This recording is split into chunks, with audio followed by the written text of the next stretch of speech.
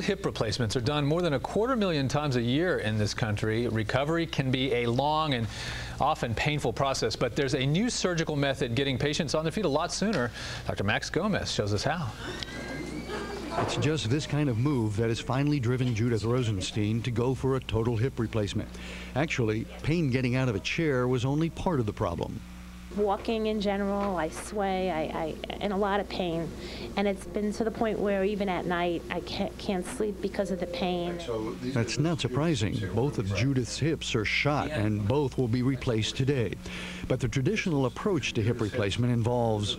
You do have to cut muscles and tendons, and I think that it does slow down the rehab and makes it trickier as far as keeping the hip located, meaning preventing a dislocation of an artificial hip. The surgical approach is also different. It's a small incision in the front of the hip, which allows surgeons to follow a natural plane down to the joint, avoiding cutting muscles at slow recovery and allow for joint dislocation.